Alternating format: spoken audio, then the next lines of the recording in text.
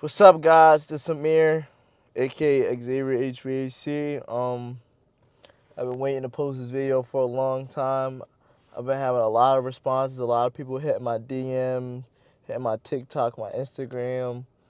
A lot of young people seem interested in HVAC, and I'm here to put all you HVAC guys on, guys and girls, whatever, because it's honestly a good trade to get into, especially if you don't know whether college is for you or not. I feel like HVAC.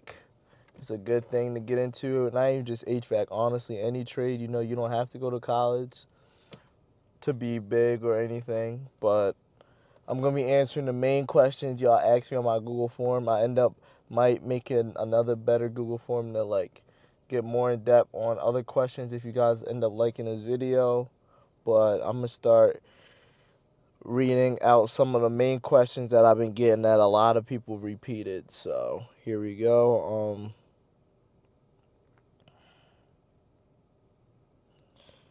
How long does it take to become a certified HVAC technician? Um, I feel like it's all different. Mine's took 9 months, and I know like some people that I know like take 2 years because if depending if you're doing night school, it's a longer progress. Um, Especially if you're like working and stuff. So it could make either 1 to 2 years, a year at the most. If I recommended whether you do the year or two, I would personally say do the 1 year and get it over and done with faster. I mean, I know people got to work, everybody's situation is different, but personally, I would just try to aim for the 1 year. Um, that's personally what I would do. Honestly, and if you would choose a trade school I chose would what I would tell y'all would be Lincoln Tech since that's where I went, um, and stuff like that. Another question I got, um,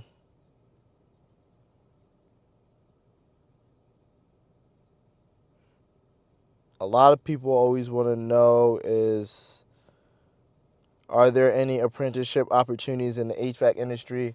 Companies are always doing apprenticeship. You just gotta reach out to a lot. See, like I be seeing some of the comments like when it comes to this is like an old man game. So like you gotta really show you want it. Like you can't just put in one or two and be like, oh, I never got replied back to and kind of be down. Like you gotta really like just keep like throwing your name out. Like just keep trying with companies and just one day you might get lucky. Like just one day like try to build connections um like on TikTok's a good resources, so like kind of follow people, like just find a way. Like I don't know how to explain it. Like in my area, like I'm in the DMV area, like I don't really know because I'm probably gonna end up working for my dad, which I am doing now. So I don't probably will have to work for another company, but like you just gotta like keep going. Like you just gotta try to find like a way because companies are always hiring and always want to get younger techs because normally and some of the companies they'll end up putting you in like trade school, so like they'll pay for your schooling but you would just have to stay with them for like a year or two. So they would do like a schooling for a year or two. You gotta just like obviously stay with them, build up and stuff like that, and then eventually after the contract ended, whatever y'all negotiated, you probably could end up leaving. That's another smart way to go. Like, especially if you don't know if you really got the funds, like you can piggyback off them, like teaching the ropes, and then end up just like venturing off, which is a lot of people do. So I wouldn't shame that. I think that's a smart way to do it, depending on your situation. Um, Another question I got is, how long does it take to become a certified HVAC technician? And how long does it take to become? Well, first, I don't know if this really answered the question, but I know the main thing you got to have to be a certified HVAC technician is you got to have your EPA license. If you don't have your EPA license, you're not allowed to handle basic refrigerant. So that is the main thing. Like you literally like can't do nothing without your EPA test. So you have to find a way to get that test in your hand, and you gotta pass it. Um, I did the test. It wasn't honestly that bad, you know. I did have like practice tests and stuff. I don't think that helped, but like I figured it out. It's not that hard. It's kind of basic questions, like kind of common sense, but not common sense. Some of the stuff can kind of confuse you, but it's like questions like they kind of ask you again. Like you gotta really just pay attention. It's 4 parts. You got part one, part two, part three, part four. Part one, I think I got like a 99, and then part two, I got like a 98, and then the last three, I got like 88 or 90. It was one of those. So I passed mines. I wish I had it in the car with me. I'm currently about to go somewhere, but uh, eventually I'll end up showing y'all my EPA license if I can.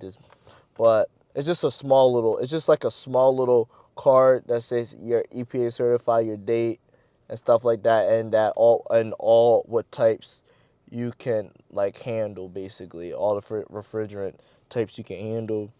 It's best to get the 4 parts just to have it because that's your universal license. So that's the main one you want to go for. I know some people might only do one, two, or three, but like you might as well just get the fourth one so you could just be universal and do whatever you want. Um, I know another big thing that a lot of people will be needing is your OSHA. OSHA is like the safety, like for a company you might need that far as like safety and knowing like the proper protocols and procedures you have to follow for OSHA. That's a very big thing. Some companies care about it, some companies don't. I think in PA, I mean they care about it, but I don't think it's like to the super extent. That's what I heard around here. Far as that. And another thing about the apprenticeship, I know Maryland, if like for people that are watching that are from Maryland, I know you have to pay for your apprenticeship license, but like in Pennsylvania, you don't. So if you live in PA, like, and you try to search it, I know Baltimore, you gotta pay like an $8 fee. I think I had to pay like an $8 fee, and then in Pennsylvania it's for free, so you don't really like it costs $0 to like get your apprenticeship license, which is pretty good. Yeah, so hopefully I answered that question. Um,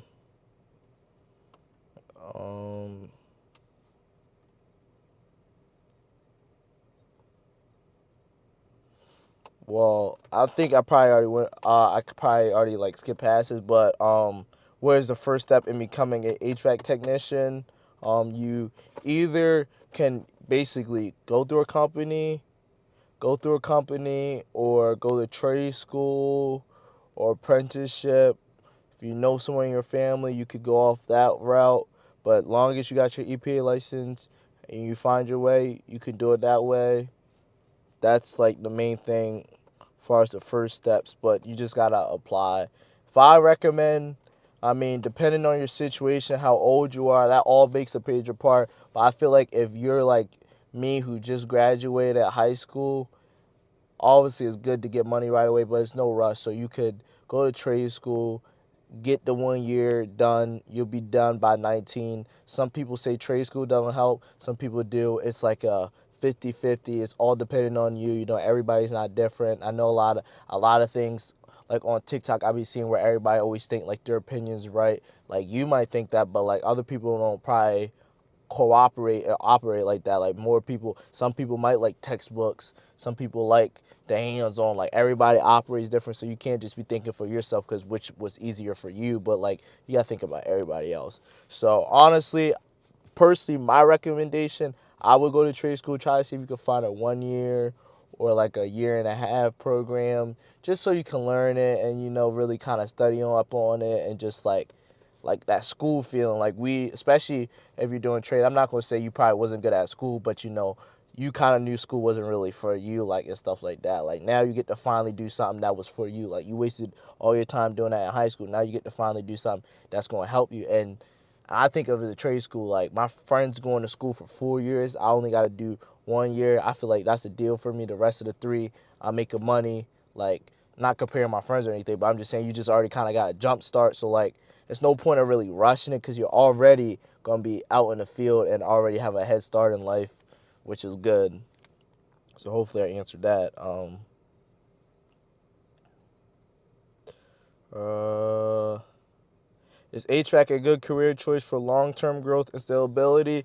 Yeah, it's all depending on your company. I feel like this game is like you gotta prove yourself. Like you always start at the bottom, and you start like you go to C, and then after C being C at a while you go to B, and then you go to A, and then eventually you become that guy, and then eventually like some companies don't appreciate you, so sometimes you gotta like, even though you might like the company and stuff, sometimes you might gotta get up and leave just in case your pay's not right, and you gotta go somewhere else where they pay you better. Like this game is like one of the games where you can't be comfortable and you like can't feel sorry or anything. Like if you feel like you're worth more and you got a lot of load on your thing, you're not getting like the pay ain't matter. At the end of the day, that's what kind of like you gotta feed your family. If the pay not adding up, and especially the hard labor we do, like you gotta make sure the money is like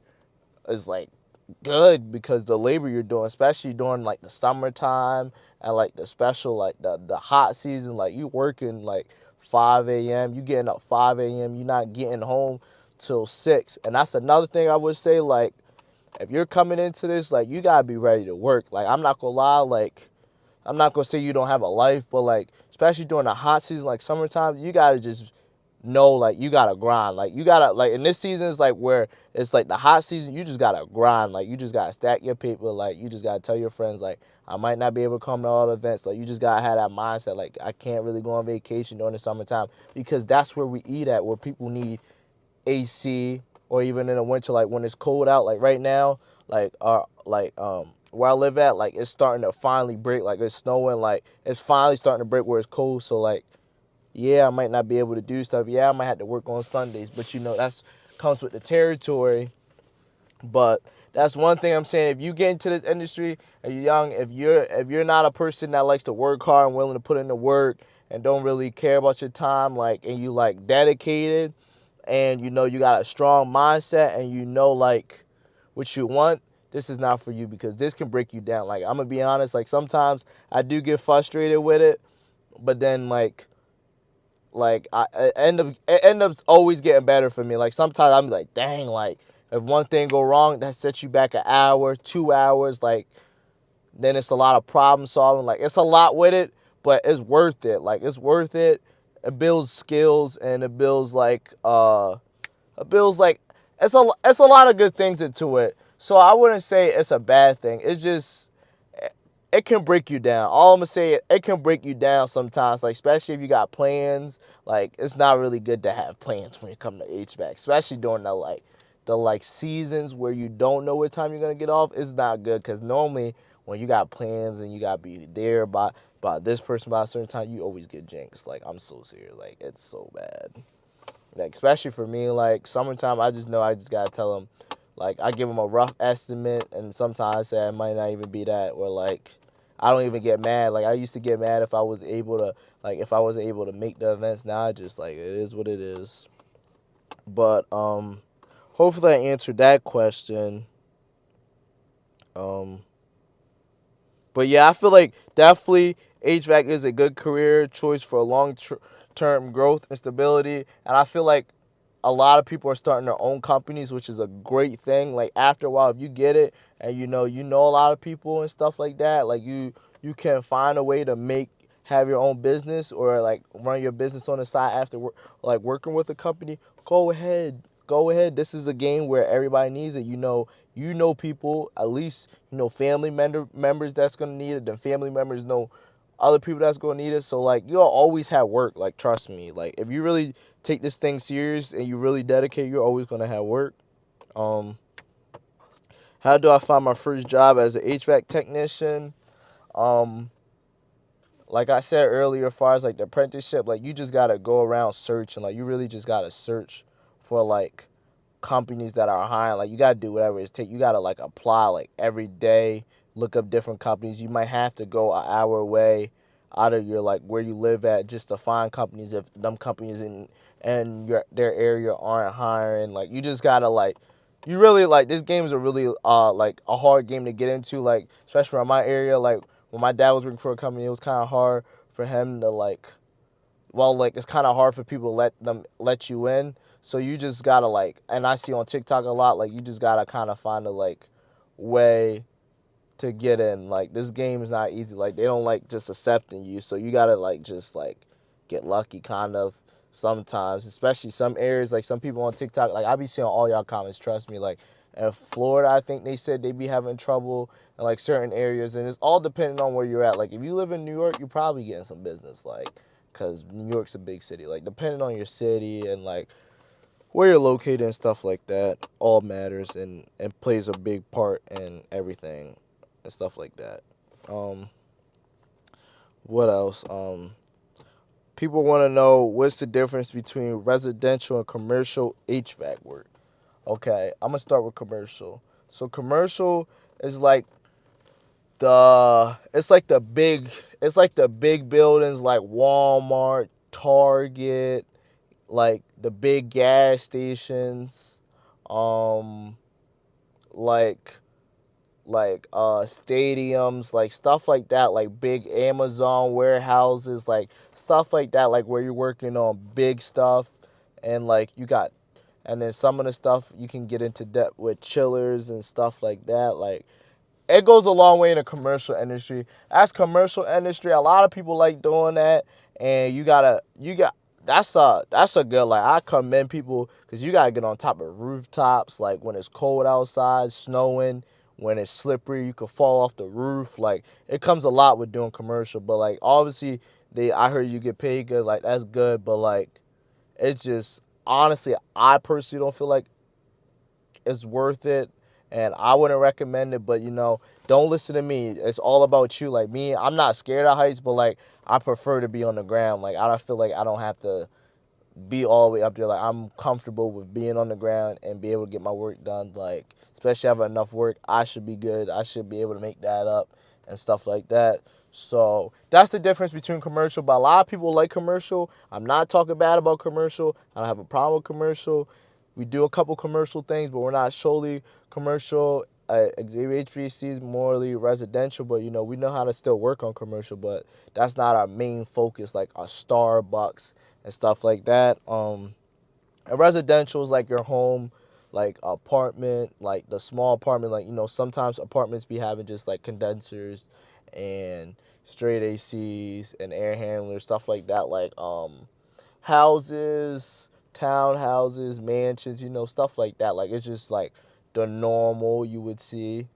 Um, I personally rather do residential because like you're on the ground more. It's not as much climbing and it's more dangerous doing commercial, which nothing's wrong with that. But like it's like residential is kind of like straight there, like commercial. Like you might have to go all the way to the panel box, all the way in the basement. Like it's a lot of ripping and run. I feel like as far as commercial and residential is kind of like right there. If you got the condenser, you got the disconnect right there, and then inside got you probably you're in the basement regardless. So you probably got the panel box like maybe 5 or 3 feet away from you. Like it's nothing like too crazy. It's all in one.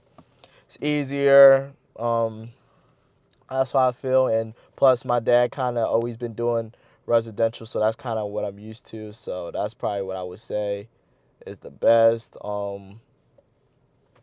Far as that, I'd rather do residential.